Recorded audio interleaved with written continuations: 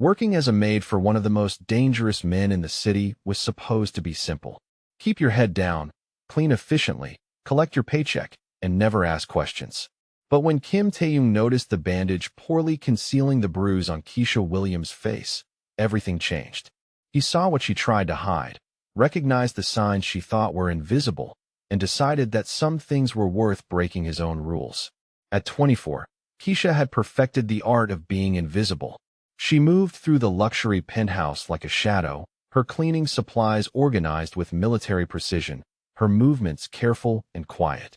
She was practical, focused, and desperate in a way that made every dollar count.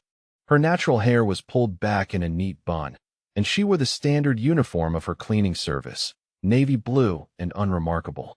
She had expressive brown eyes that she kept downcast and hands that worked steadily despite their slight tremor from exhaustion.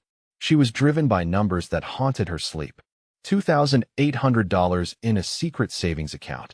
$8,000 needed for her mother's heart surgery. $1,500 for rent each month. $300 for groceries and utilities. $60 for her daughter Zara's after-school program. Every calculation led to the same conclusion. She needed this job, needed the steady $400 she earned cleaning this penthouse twice a week, and she needed to remain completely invisible to keep it. The penthouse belonged to Kim Tae-young, and everything about it whispered of wealth and power that existed in a different universe from hers. Floor-to-ceiling windows overlooked the city from the 42nd floor, offering a view that cost more than most people's annual salary just to witness daily. The furniture was custom, the kind of pieces that appeared in design magazines, all clean lines and expensive materials. Italian marble covered the floors, so pristine that Keisha could see her reflection as she worked. Original artwork hung on walls painted in shades of gray and cream, and every surface gleamed under carefully positioned lighting that made the space feel both massive and intimate. He was Korean, late 30s, and carried himself with the controlled intensity of someone accustomed to absolute authority. Kim Tae-young wore suits that cost more than Keisha made in 6 months. Always dark, always perfectly tailored, always immaculate. His features were sharp and symmetrical, his dark hair styled precisely, and his eyes missed absolutely nothing. When he moved through the penthouse, the very air seemed to shift around him, becoming heavier with his presence. He spoke little, observed everything, and commanded respect through sheer force of controlled power. For 8 months, their interaction had been limited to polite nods and brief instructions. "Where do you want me to focus today?" she would ask, notepad ready. "The office needs attention," he might reply, or simply leave a list on the kitchen counter. He treated her with professional courtesy, never dismissive but never personal. Exactly the dynamic that allowed her to do her work efficiently and leave without complications. She preferred it that way.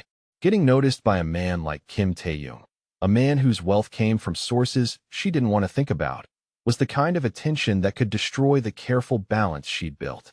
Some of you might be working in similar situations, cleaning offices or homes in your city, wondering if the people you work for really see you as human. I know that feeling of trying to be invisible, of needing the job too much to risk making waves. Has anyone else felt that weight of being financially trapped while surrounded by someone else's abundance? That's exactly where Keisha found herself, walking a tightrope between survival and dignity. The morning everything changed started like any other Tuesday. Keisha arrived at exactly 9:30, used her key code to enter through the service entrance, and began her systematic routine. She started in the kitchen, ensuring the granite countertops were spotless and the high-end appliances gleamed. She moved to the living areas, carefully dusting the expensive electronics and artwork, vacuuming the Persian rugs with meticulous attention. She saved the office and master bedroom for last, as they required the most careful handling of important documents and personal items. She had been working for nearly 2 hours when she heard his footsteps on the marble floor. Kim Tae-young typically left for his business appointments by 10, so his presence at nearly noon was unusual. She looked up from polishing the glass coffee table to find him standing in the doorway, still in his morning suit, but with his tie loosened and his sleeves rolled up. His dark eyes were focused on her with an intensity that made her stomach clench with nervousness. "Good morning, Mr. Kim," she said, immediately returning her attention to her cleaning. I'm almost finished with the living room. The office will be ready in 30 minutes. He didn't respond immediately.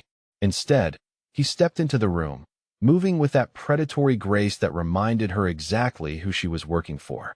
When she glanced up again, he was closer, close enough that she could smell his cologne, something expensive and woodsy that probably cost more than her monthly grocery budget. "You're hurt," he said quietly. It wasn't a question, and the directness of it made Keisha freeze with her cleaning cloth halfway to the glass surface.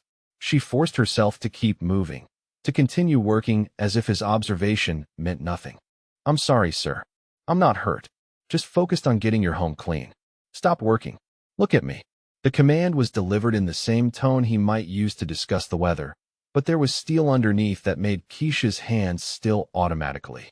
She straightened slowly, meeting his gaze for perhaps the third time in 8 months of employment. His eyes were darker than she'd noticed before, and they were examining her face with the precision of someone trained to notice details others missed. "The bandage on your left temple," he continued, his voice remaining calm and conversational. "It's covering something that required medical attention. The way you're moving your left arm suggests bruising along your ribs. Your makeup is heavier than usual, particularly around your right eye."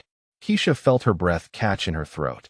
She'd been so careful, had spent 40 minutes that morning ensuring everything was covered, that the uniform hid any telltale marks.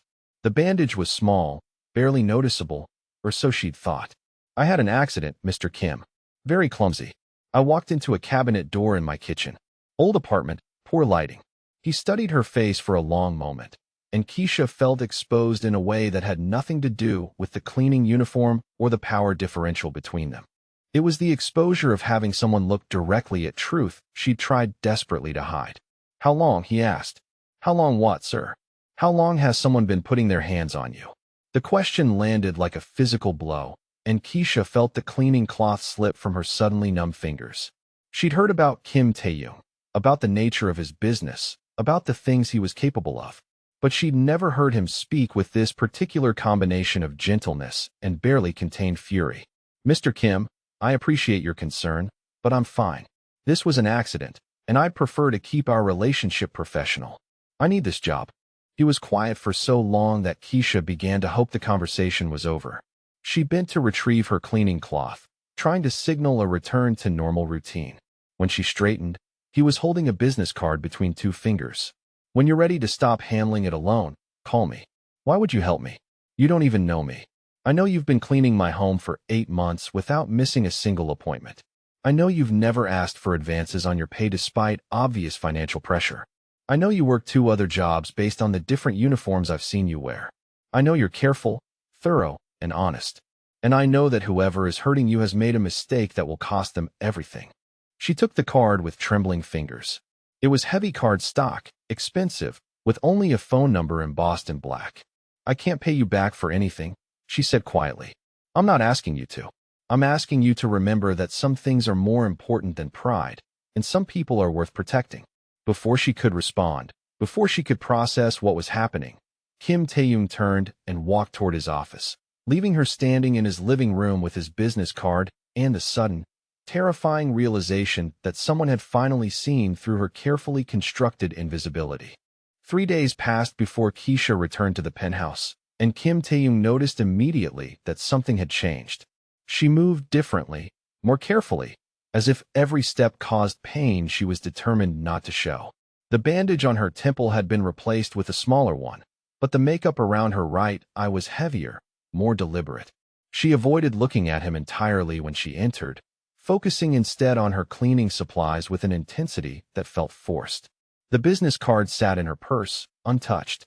She'd taken it out a dozen times, stared at the embossed numbers, then put it away again. Calling Kim Tae-young felt like crossing a line she couldn't uncross, accepting help that would come with prices she couldn't afford to pay. Better to handle Marcus herself, to find a way out that didn't involve owing favors to one of the most dangerous men in the city. She worked through her usual routine with mechanical precision, but Kim noticed the way she favored her left side, the careful way she lifted the vacuum, how she paused to catch her breath when she thought he wasn't watching. He observed from his office, tracking her movements through the security monitors that covered every room of the penthouse. It wasn't surveillance for safety anymore. It was surveillance born of growing concern for someone who clearly needed help, but was too proud or too afraid to ask for it. The confrontation she'd been dreading arrived at exactly 2:15 in the afternoon. Kim was reviewing shipping manifests in his office when his security system chimed with an alert from the lobby. He glanced at the monitor to see a man demanding access to the 42nd floor, his voice raised enough that the building's concierge was visibly uncomfortable.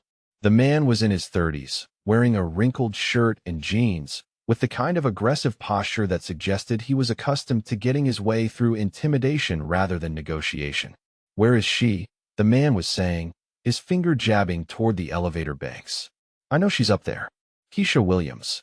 She works here, and we need to talk right now." Kim activated the audio feed and leaned forward, studying the man's face. This was Marcus, then. The source of Keisha's injuries. The reason is she'd been moving through his penthouse like a woman expecting a blow to fall at any moment. He was smaller than Kim had expected, unremarkable except for the barely contained violence in his stance and the way his hands kept clenching into fists. "Sir, you need to calm down," the concierge was saying, his trained politeness stretched thin. "If you'd like to leave a message, I can see that it's delivered." "Don't you dare condescend to me," Marcus snapped back. "She owes me money, and she's been hiding up there playing maid to avoid paying what's mine. Call her down here now, or I'll find another way up." Kim reached for his phone and dialed building security. "Send whoever's in the lobby up to 42 immediately," he said quietly, "and call the police. Tell them we have someone making threats in the building." But even as he made the call, Kim could see through the monitor that Marcus wasn't going to wait for official intervention. The man had moved toward the service elevator, the one Keisha used for her cleaning supplies, and was arguing with the maintenance worker who'd emerged with a cart of tools. That's when Kim saw Keisha appear in the frame, stepping off the service elevator with a bag of trash she'd been taking to the disposal chute. Her entire body went rigid when she saw Marcus, and even through the security monitor, Kim could see the fear that transformed her posture from professional confidence to defensive wariness. Marcus spotted her immediately and started moving in her direction with the focused intensity of a predator. Keisha backed against the wall, her hands clutching the trash bag like a shield, her eyes darting around the lobby as if calculating escape routes that didn't exist. "There you are," Marcus said, loud enough that his voice carried clearly through the audio feed. "We need to have a conversation about the money you took." "I didn't take anything, Marcus. We broke up. I moved out. I don't owe you anything." "The hell you don't. That savings account you thought I didn't know about. The one with my money in it. Money I gave you for rent, for food, for your kid. You think you can just disappear and keep what belongs to me?" Kim was already moving, leaving his office and heading for the private elevator that would take him directly to the lobby.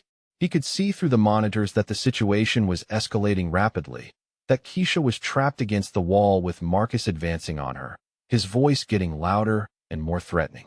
"That's my money," Marcus continued, close enough now that Keisha had to tilt her head back to look at his face. "Money I worked for, money I shared with you because I thought you were loyal. Turns out you're just another lying thief who thinks she's too good for what she came from." "Please keep your voice down," Keisha said quietly, glancing around the elegant lobby with its marble floors and crystal chandeliers. "This is my workplace. I can't have you here causing problems." "Your workplace?" Marcus laughed, the sound harsh and mocking. "Playing servant to some rich Korean bastard while you steal from the man who took care of you. You think he gives a damn about you? You think you're anything more than the help to him?"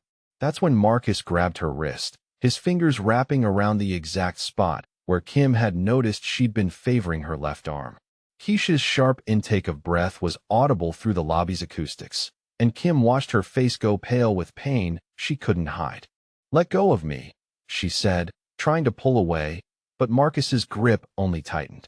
"You're going to come with me right now, and you're going to transfer every penny of that money back where it belongs. And then we're going to discuss how you plan to make up for the interest you cost me by being a thief." The elevator doors opened silently, and Kim stepped into the lobby with the kind of controlled calm that made smart people nervous. His footsteps on the marble were barely audible, but something about his presence made Marcus look up from his confrontation with Keisha, still maintaining his painful grip on her wrist. "Is there a problem here?" Kim asked, his voice carrying just enough authority to make it clear this wasn't really a question.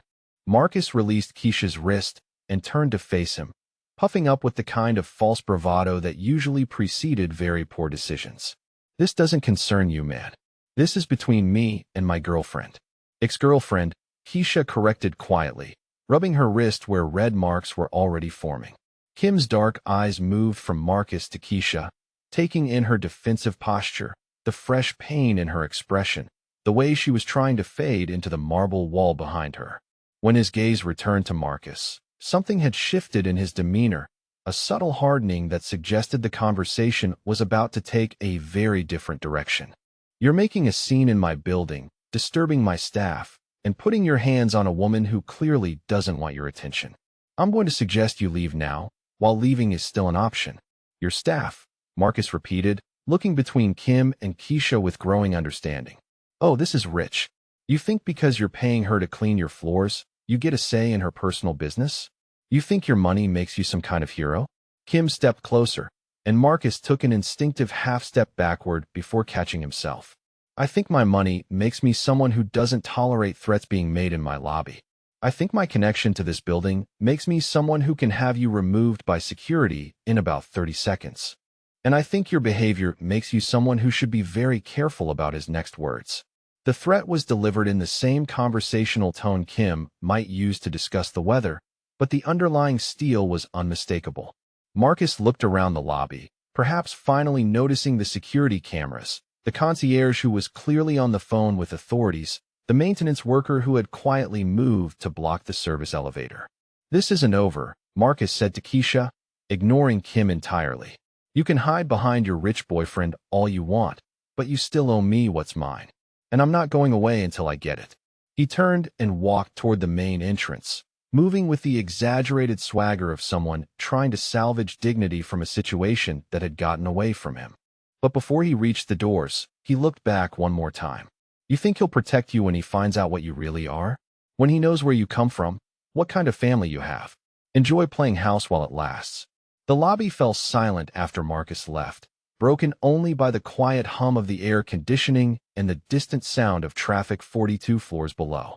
Keisha remained pressed against the wall, her breathing rapid and shallow, her hands shaking slightly as she tried to process what had just happened. Kim moved to her side, careful not to crowd her, but close enough to speak quietly. "Are you hurt?" She shook her head, then immediately contradicted herself by touching her wrist where Marcus had grabbed her. The red marks were darkening into what would clearly become bruises within the hour. "He didn't mean it," she said quietly, as if saying the words might make them true. "He's just angry. He'll calm down and leave me alone." Kim studied her face, seeing the hope there that battled with obvious fear. "Will he?" Keisha didn't answer, but the silence spoke volumes about exactly how much faith she had in Marcus's ability to simply walk away from what he considered his property. "Come upstairs," Kim said finally. "We need to take care of your wrist, and we need to talk about what happens next. Mr. Kim, I can't ask you to get involved in this. This is my problem, and I'll handle it. He's already made it my problem by bringing it into my building. And you're not handling it. You're surviving it. There's a difference." The private elevator ride to the 42nd floor was silent, but Kim could see Keisha's reflection in the polished steel doors, could see her trying to compose herself for whatever conversation was coming. When they reached the penthouse, he led her to the kitchen and pulled out one of the breakfast bar stools. "Sit," he said gently. "Let me look at your wrist." She complied reluctantly, extending her left arm so he could examine the rapidly darkening bruises.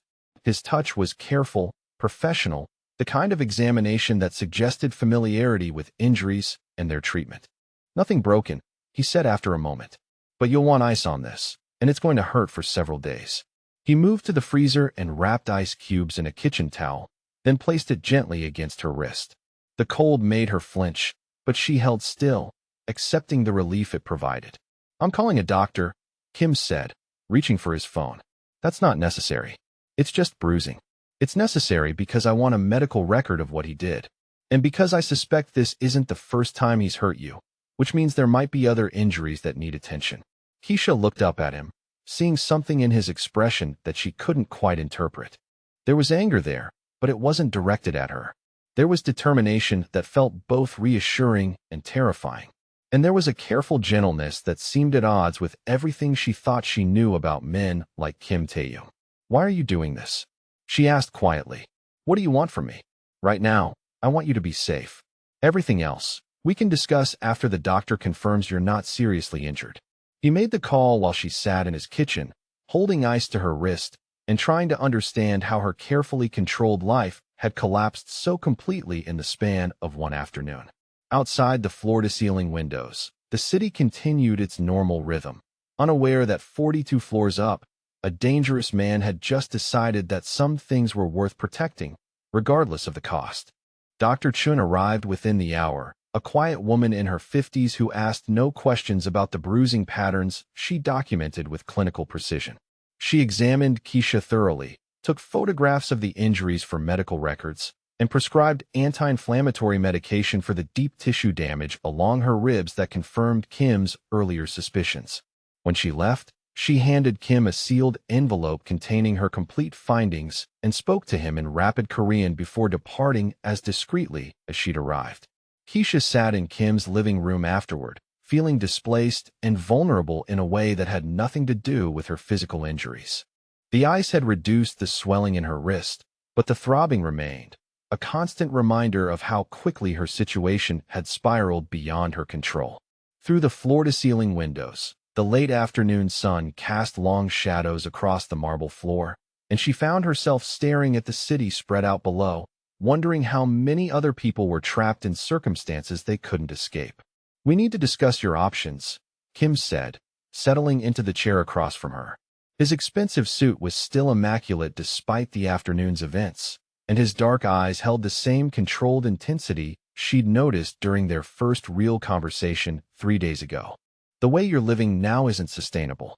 Marcus proved that today. I can handle Marcus. I just need to give him some money, enough to make him feel like he's won something. Then he'll move on to the next woman who'll put up with his demands." Kim leaned forward slightly, his expression grave. "Keisha, men like Marcus don't move on. They escalate. Today he grabbed your wrist in a public lobby with witnesses and security cameras. Next time, he'll be bolder, more violent, because he's testing boundaries and finding that no one stops him." The words hit her with uncomfortable accuracy, but she forced herself to maintain the fiction that she could solve this problem through appeasement and careful management.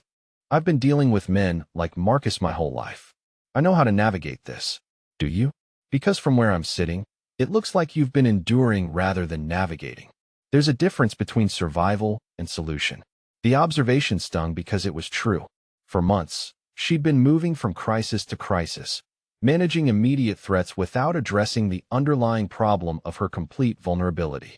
She had no resources, no protection, no options that didn't involve either accepting Marcus's abuse or finding herself and Zara on the street. Kim stood and moved to his office, returning with a leather folder that he placed on the coffee table between them.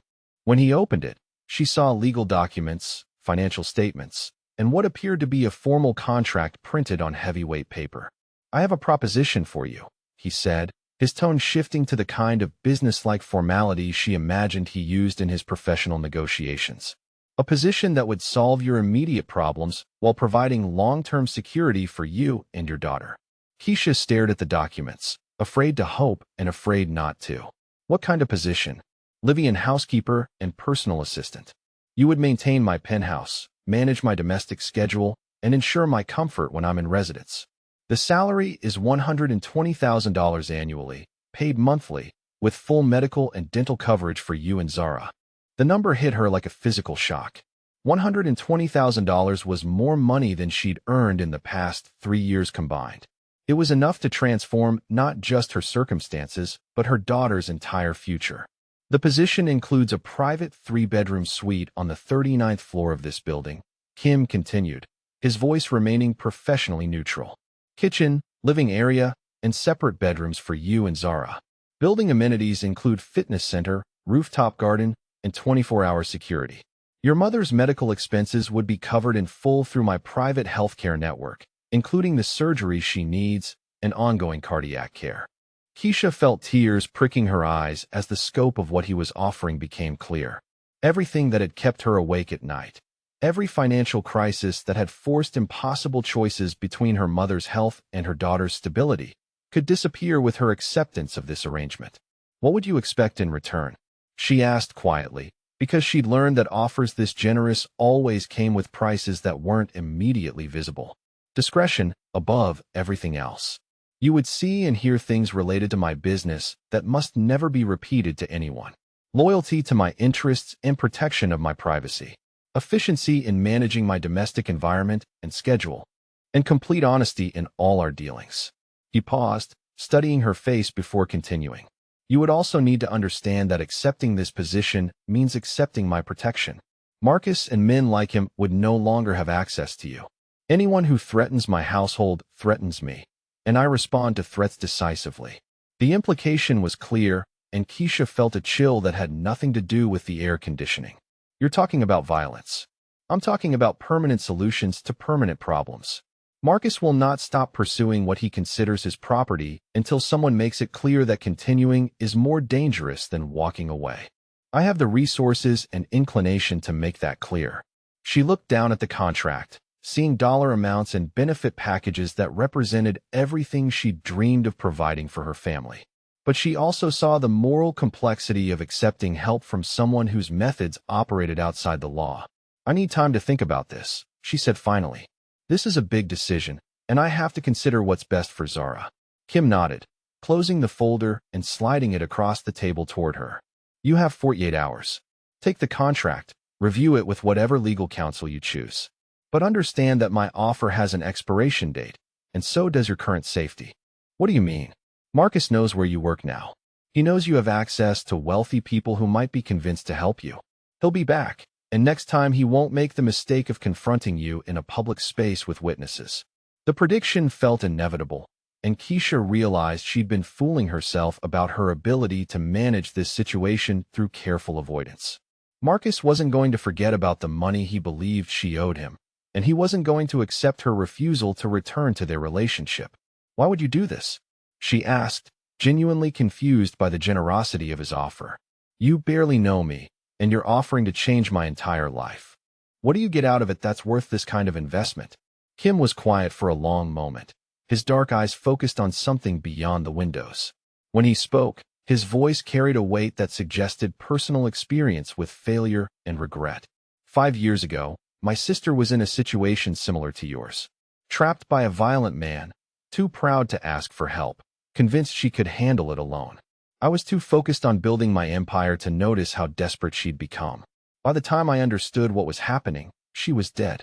The admission hung in the air between them, explaining everything about his willingness to intervene, his immediate recognition of her situation, his determination to provide protection she was afraid to accept. I couldn't save Mika, he continued quietly, but I can save you, if you'll let me. Keisha left the penthouse that evening with the contract in her purse and Kim's words echoing in her mind. The ride down 42 floors felt like descending from one reality into another, from a world where her problems could be solved with enough money into the world where she lived paycheck to paycheck and looked over her shoulder for threats she couldn't escape.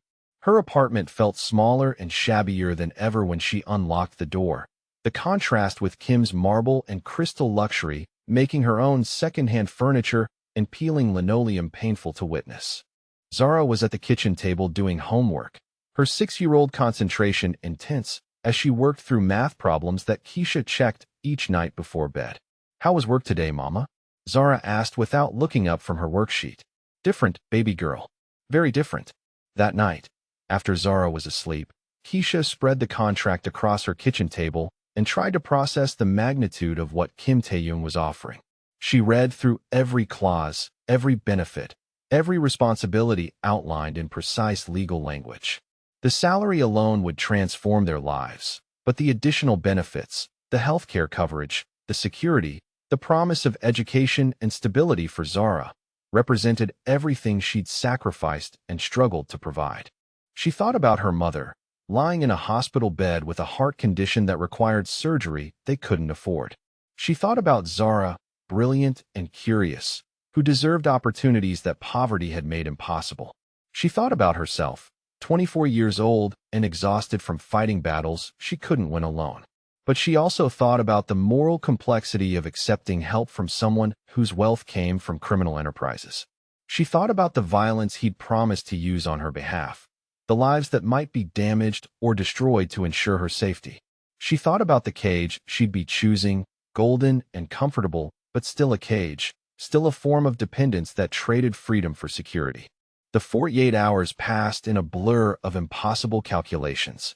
Work at her other jobs felt surreal, cleaning offices and serving coffee while carrying the secret of an offer that could change everything.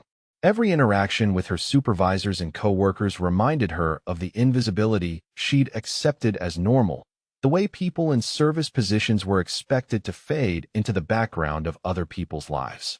On Wednesday evening, as she prepared dinner in her cramped kitchen, someone knocked on her apartment door with the kind of aggressive intensity that made her stomach clench with immediate recognition. Through the peephole, she saw Marcus, looking angrier and more disheveled than he'd appeared in the penthouse lobby. "Open the door, Keisha. We need to finish our conversation." She leaned against the door, her heart hammering, very aware that Zara was in the next room and that her neighbors had learned long ago not to get involved in domestic disputes that might turn violent. "You need to leave, Marcus. I'll call the police if you don't go away right now." "Go ahead and call them. Tell them your boyfriend is asking for his money back. See how much they care about a domestic dispute between a working girl and the man who supported her." He was right, and they both knew it. The police had been to her building before for similar conflicts, and their intervention was typically limited to temporary peacekeeping that solved nothing and often made situations worse. "I'm not giving you money that isn't yours," she said through the door, surprised by the steadiness of her own voice. "Then we're going to have a problem. A big problem. Because I'm not walking away from thousands of dollars just because you decided to play house with some rich Korean bastard." The threat was delivered with the kind of casual menace that suggested he'd already made peace with whatever violence might be necessary to get what he wanted.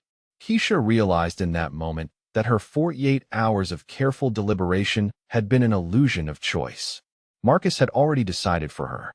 She waited until she heard his footsteps receding down the hallway, then quickly gathered her purse and found the business card Kim had given her 3 days ago. Her hands shook as she dialed the number, but her voice was steady when he answered. "Mr. Kim, this is Keisha Williams. I'd like to accept your offer." There was a brief pause before he responded, and when he spoke, she could hear relief mixed with something that might have been satisfaction. "I'll send a car for you and Zara tonight. Pack whatever you need for a few days. Everything else can be arranged later." As she hung up the phone and went to wake her daughter, Keisha realized she was no longer choosing between freedom and security.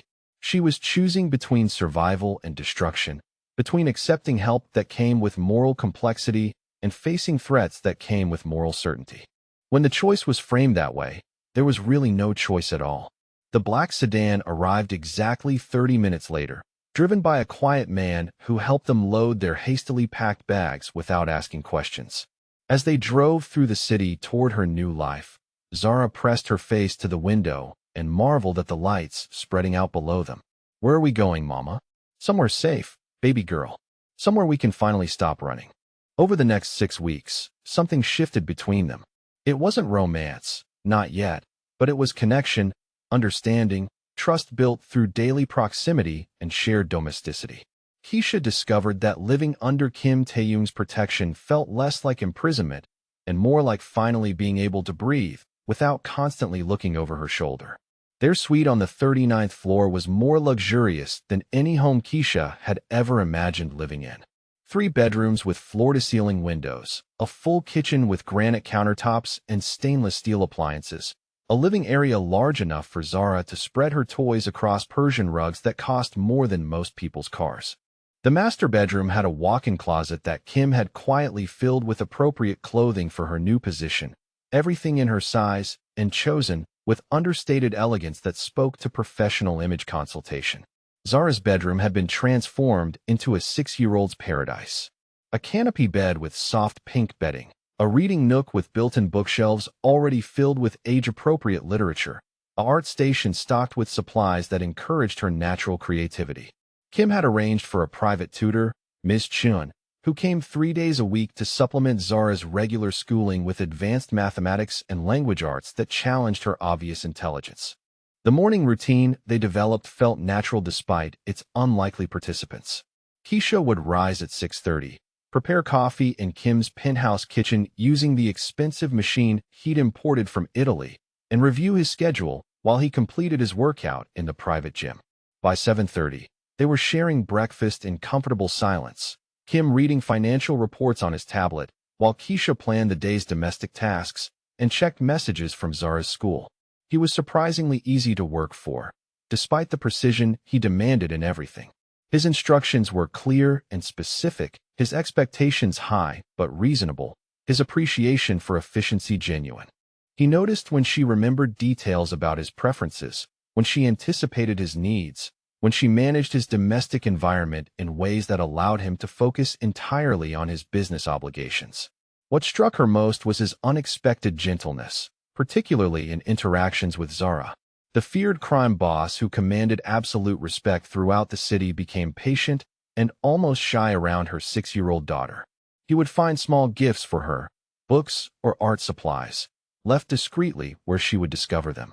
When Zara worked on homework at the kitchen counter, he would occasionally pause to examine her progress, offering quiet praise for her careful penmanship or creative problem-solving. "Mama, why does Mr. Kim always dress so fancy?" Zara asked one evening as they prepared dinner together in the penthouse kitchen. "That's how successful businessmen dress, baby girl. It shows people that he's important and that his work is serious. Is he nice to you at work?" Keisha paused in her vegetable chopping to consider the question. "Yes, sweetheart. He's very respectful and considerate. He makes sure we have everything we need."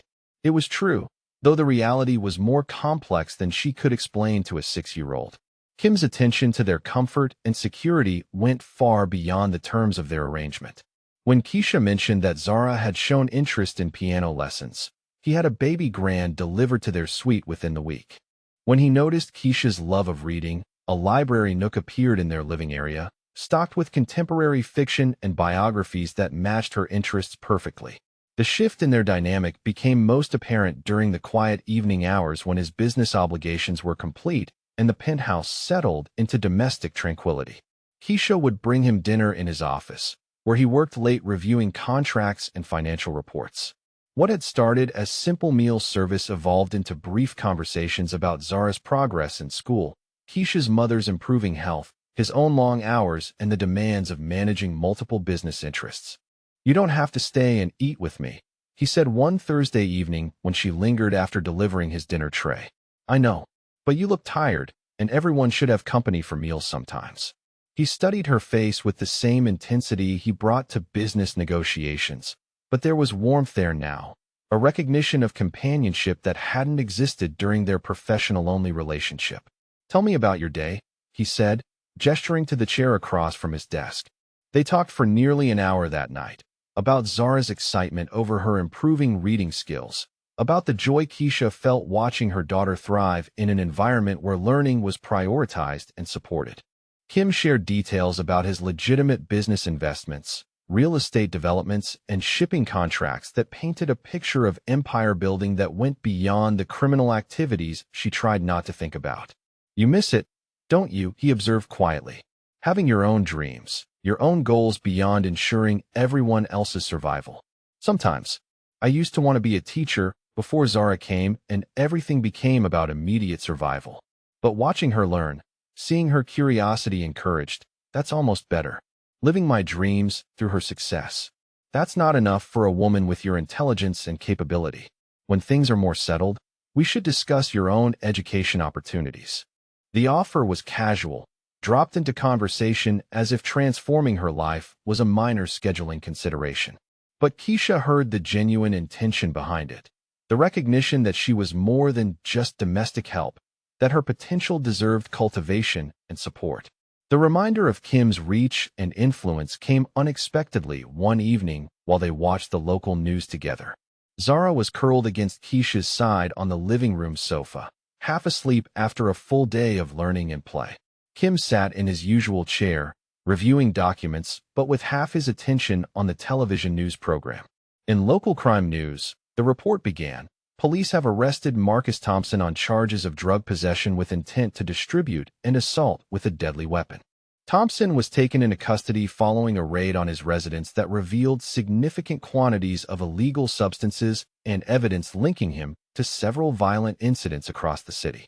Keisha felt her blood run cold as Marcus's booking photo appeared on screen. He looked haggard and desperate, the swagger and intimidation replaced by the hollow stare of someone whose world had collapsed completely. The investigation began following reports of domestic violence and harassment. The news anchor continued. Thompson is being held without bail pending trial on multiple felony charges that could result in a prison sentence of 15 to 20 years. Keisha looked across the room at Kim, who continued reading his documents as if the news report was of no particular interest. But she caught the slight satisfaction in his expression, the way his shoulders relaxed marginally as the report moved on to weather and sports. He caught her staring and raised an eyebrow in quiet inquiry. Coincidence? She asked softly. I prefer to think of it as justice finding its proper course, he replied, returning his attention to his paperwork. The message was clear. Marcus was no longer a threat, would never again be a threat, and his removal from her life had been accomplished with the kind of efficiency that characterized everything Kim Tae-young decided was necessary. She should have felt disturbed by the implications of his influence, by the casual way he destroyed a man's freedom to protect her peace of mind. Instead, she felt safe. Completely, utterly safe, for the first time since she'd been old enough to understand that the world was dangerous for women without resources or protection. Thank you, she said quietly. You don't need to thank me for ensuring your safety. That's not a favor. That's a responsibility I accepted when you accepted my protection. Over the following days, Keisha found herself watching Kim with new awareness.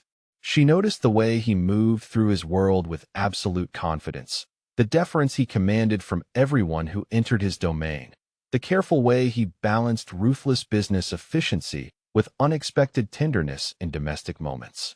She noticed his genuine interest in Zara's development, his subtle pride when the little girl showed him artwork or shared excitement about her learning. She also noticed her own response to his presence, the way her pulse quickened when he entered a room, the way she found herself listening for his footsteps in the hallway, the way comfortable silences between them had become charged with possibility that neither acknowledged directly. The shift from gratitude to something deeper happened gradually, built through small moments of connection and recognition. When Kim spent an entire Saturday afternoon helping Zara build an elaborate fortress from sofa cushions and blankets, laughing at her creative engineering solutions. When he noticed Keisha's exhaustion after a particularly long day and insisted she rest while he supervised Zara's bedtime routine. When he asked careful questions about her mother's recovery and arranged for specialists to review her treatment plan. He was courting them.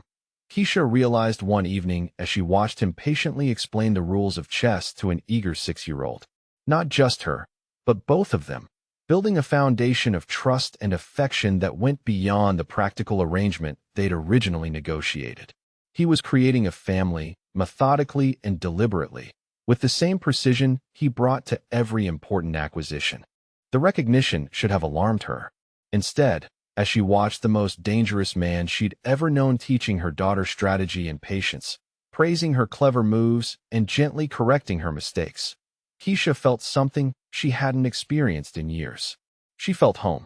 That night, after Zara was asleep and Kim had returned to his office for final business calls, Keisha stood at the floor-to-ceiling windows of their living room, looking out at the city lights spread below.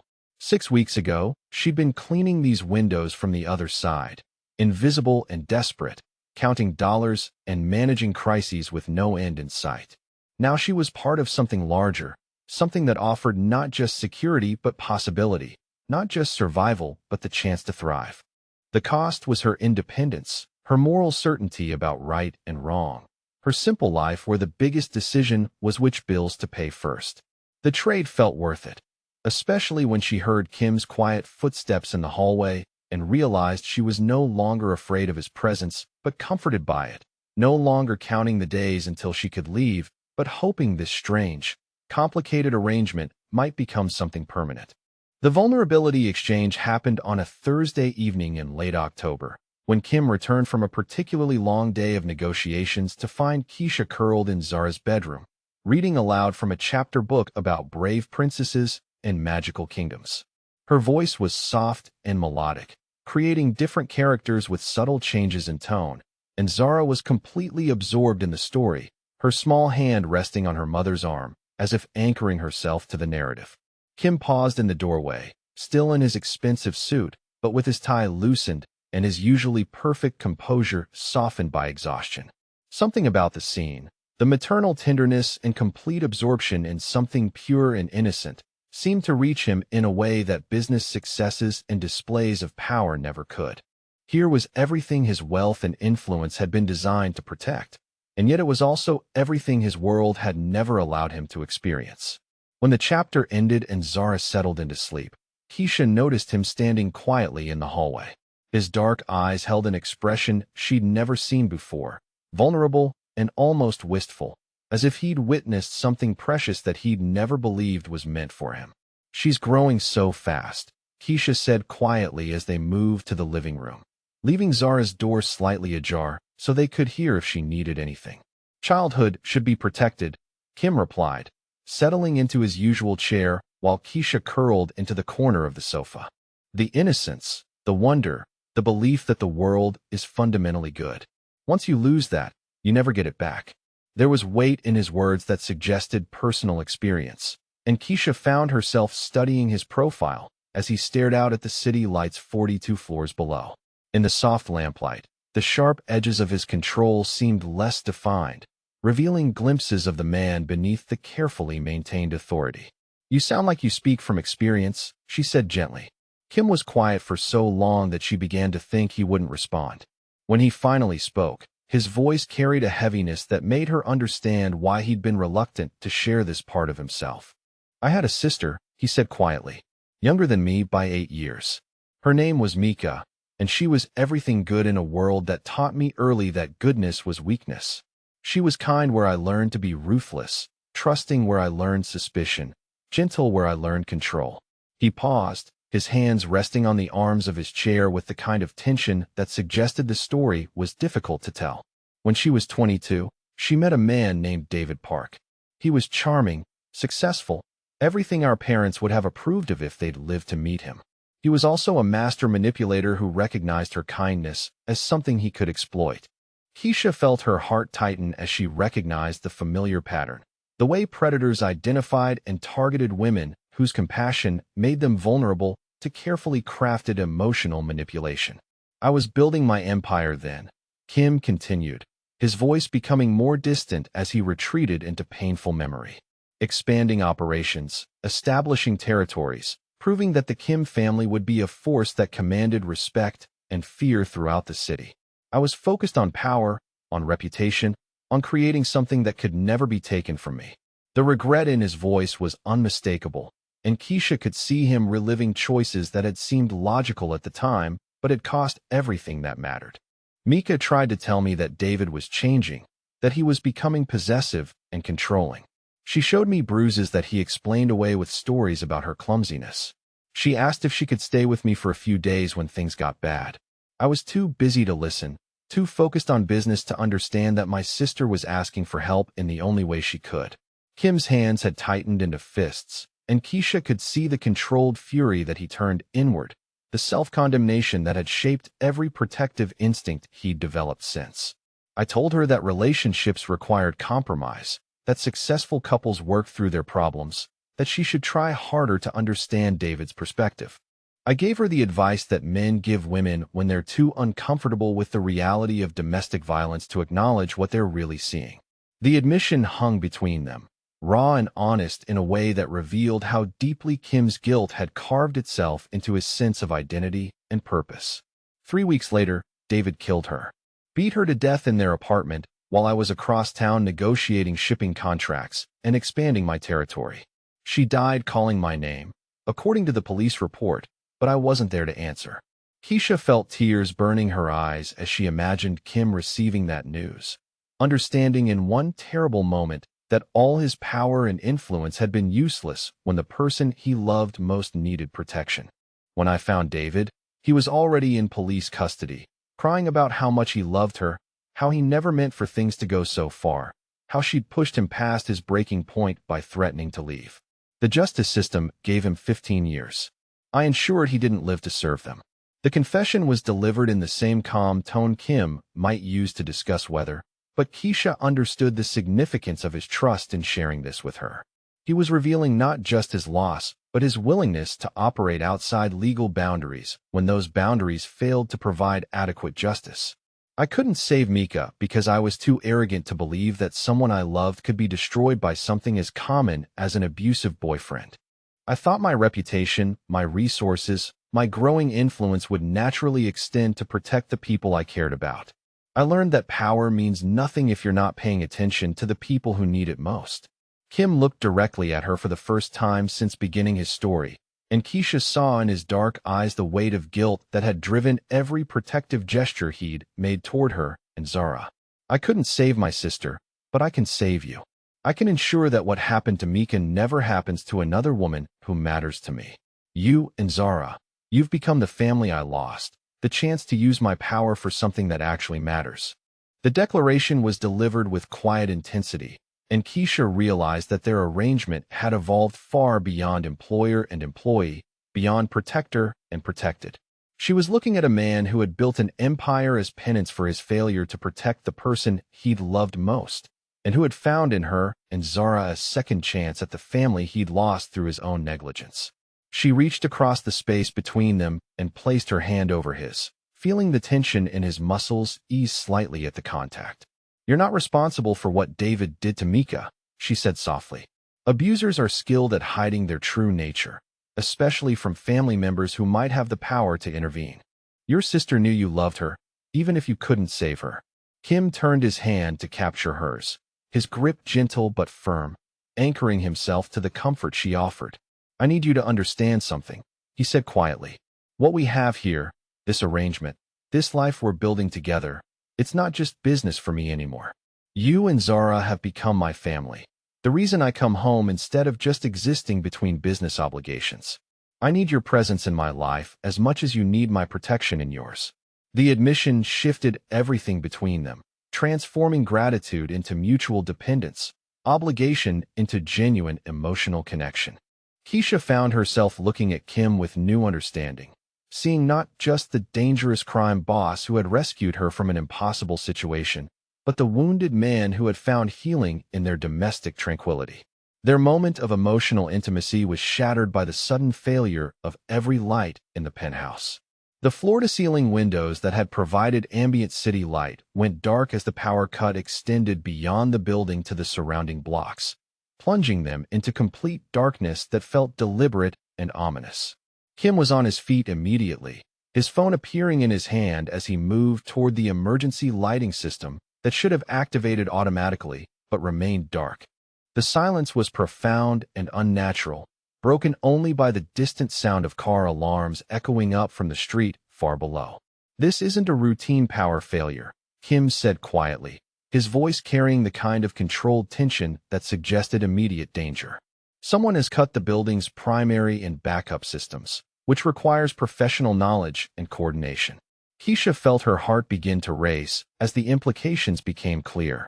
Someone had deliberately isolated them, removing security systems and communication capabilities with the kind of precision that suggested military or criminal expertise.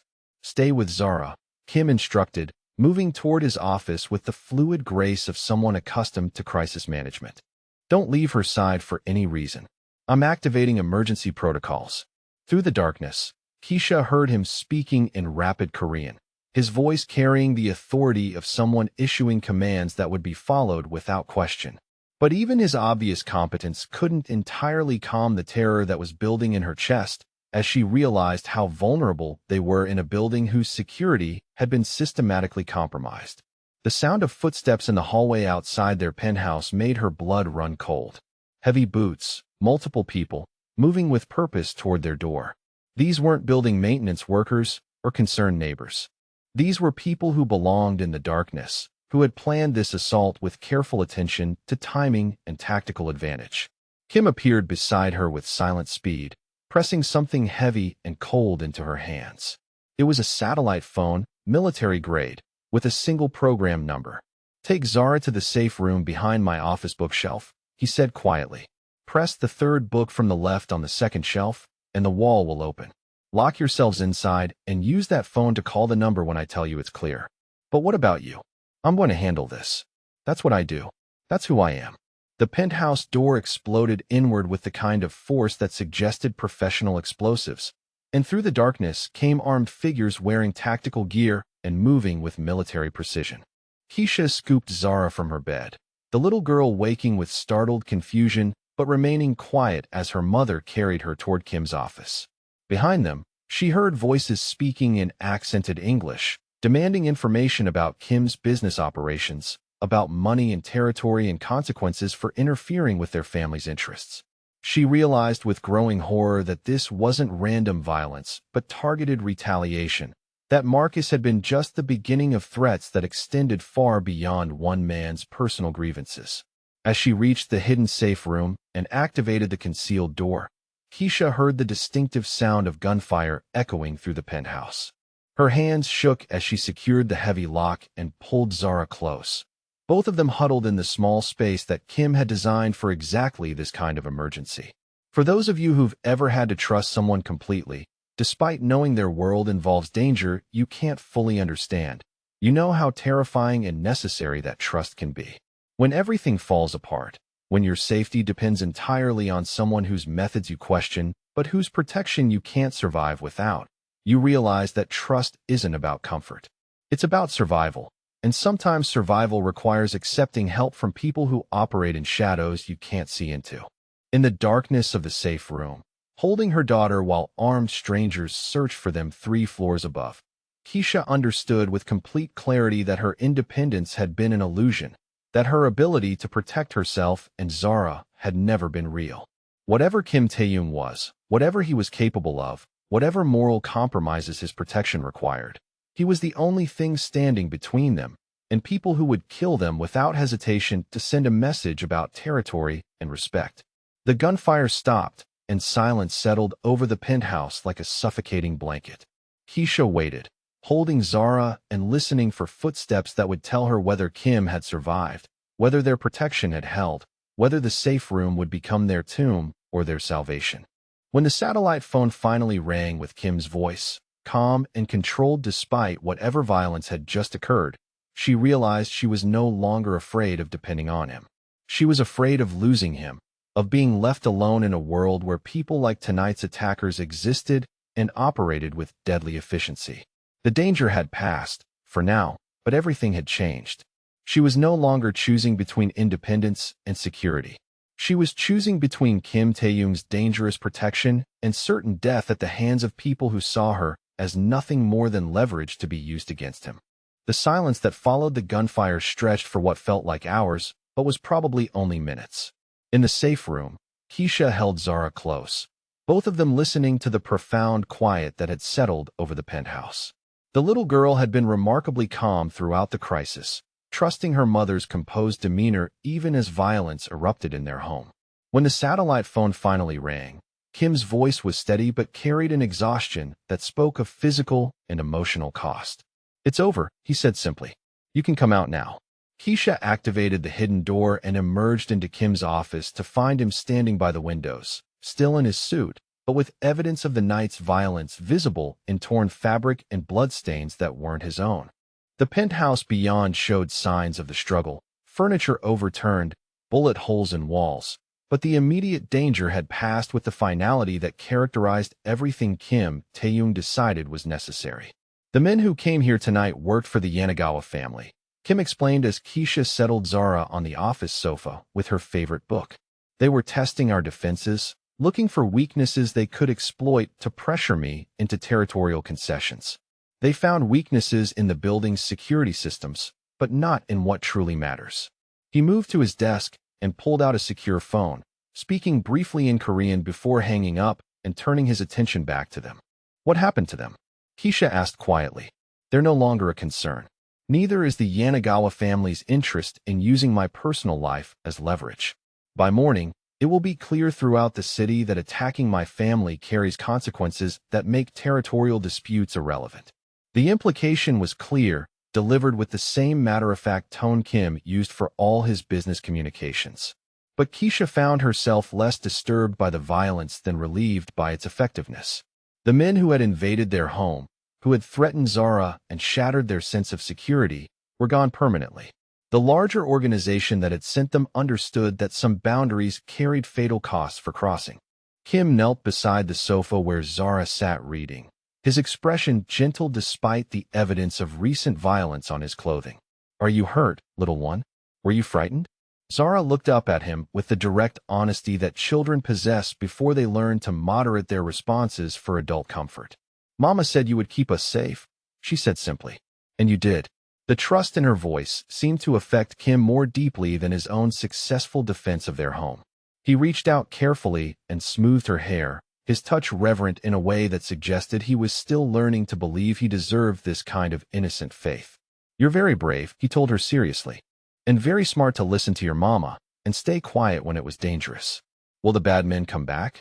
"No," Kim said with absolute certainty. "They will never come back. No one will ever threaten you or your mama again." It was a promise delivered with the weight of someone who had the resources and determination to make such guarantees meaningful. Keisha watched the exchange and realized that Kim had found in Zara's trust something that his own wealth and power had never provided. The confirmation that he was capable of being someone worth believing in, someone who protected rather than merely dominated. After Zara fell asleep in Kim's office, exhausted by the evening's stress, Keisha found herself alone with the man who had just killed to protect her family. She expected to feel horror or moral conflict about the violence that had occurred in her defense. Instead, she felt profound gratitude and something deeper that she was finally ready to acknowledge. Kim stood at his office windows, looking out at the city lights that stretched to the horizon, his shoulders carrying the weight of decisions that would ripple through the criminal underworld for months to come. When he sensed her approach, he turned to face her with an expression that held vulnerability alongside the controlled strength she'd come to associate with his presence. "I need you to understand something," he said quietly. "What happened tonight? What I did to protect you and Zara, that's not unusual in my world. Violence is a tool I use when other options fail. But having you here, having Zara trust me to keep her safe, that changes everything about how I see myself and what I'm capable of becoming." Keisha moved closer, close enough to see the exhaustion in his dark eyes, the way the evening's events had stripped away some of his careful, emotional control. "What are you saying?" "I'm saying that you're not just under my protection anymore. You're not just my employee or my housekeeper or even my responsibility.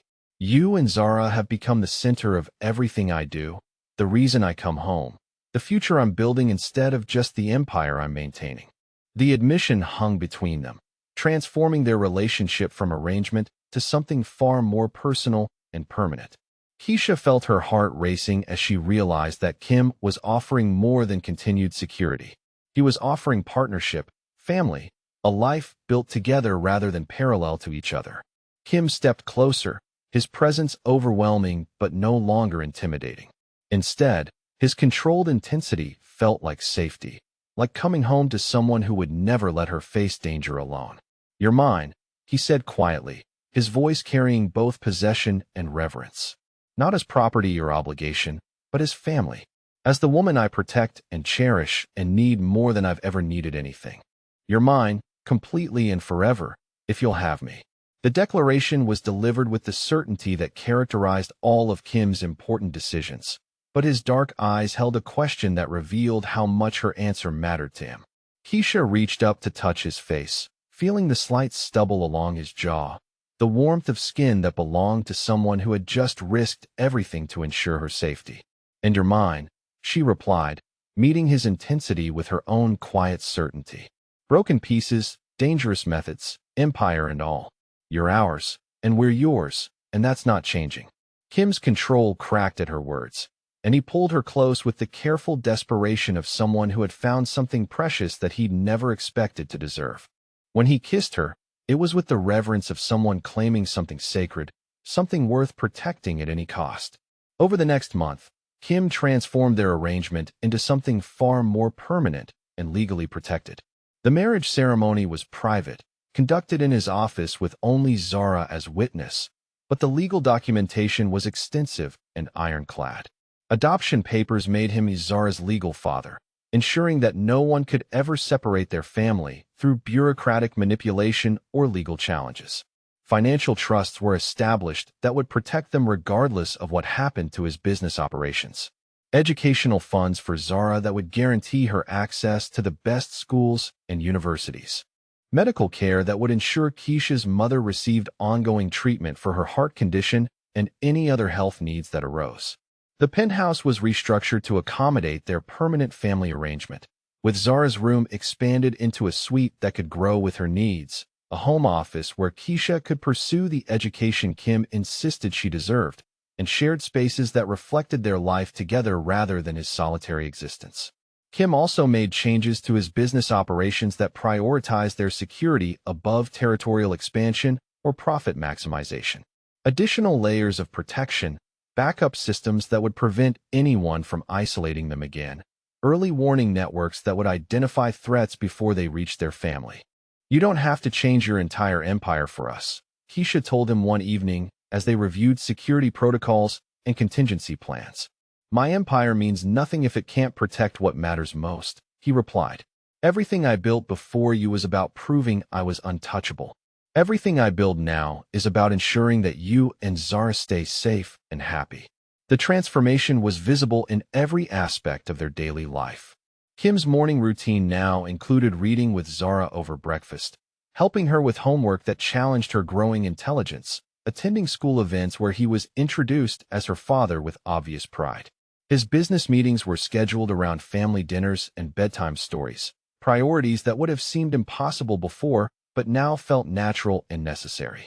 Keisha found herself growing into the role of family matriarch, managing not just their domestic environment, but serving as Kim's trusted advisor on decisions that affected their shared future. Her intelligence and practical wisdom, qualities that had helped her survive years of struggle, now shaped how they navigated the complex balance between Kim's criminal empire and their legitimate family life. 6 months after the night that had changed everything, Keisha stood in their living room watching Kim teach Zara chess strategy. His patient explanations met with her eager questions and creative problem-solving approaches.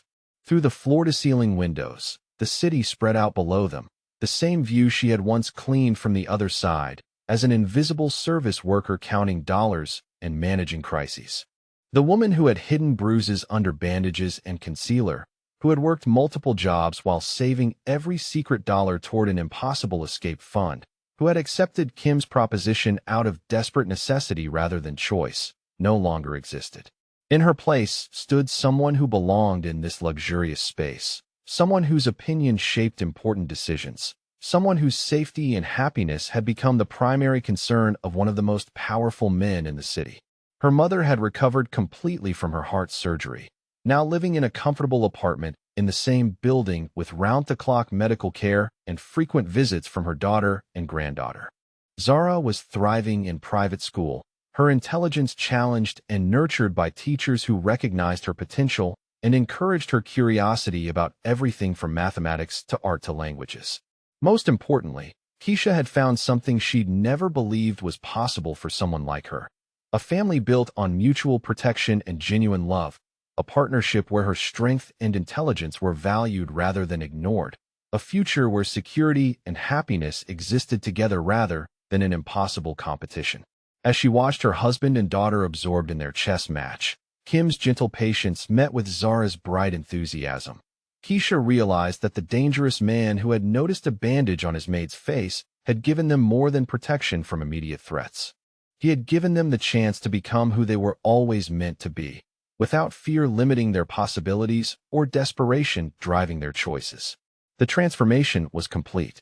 From invisible service worker to cherished wife and mother, from desperate survival to genuine thriving, from isolation to belonging at the center of an empire built around keeping them safe and helping them flourish. Kim Tae-young had spotted a bandage that concealed more than a bruise, had seen potential that poverty and abuse had tried to destroy, and had decided that some people were worth restructuring an entire life to protect. What he did after left everyone stunned, but none more than Keisha herself, who discovered that being truly seen and valued by the right person could transform not just circumstances, but identity itself. She was no longer running from anything. She was running toward everything she had never dared to dream was possible.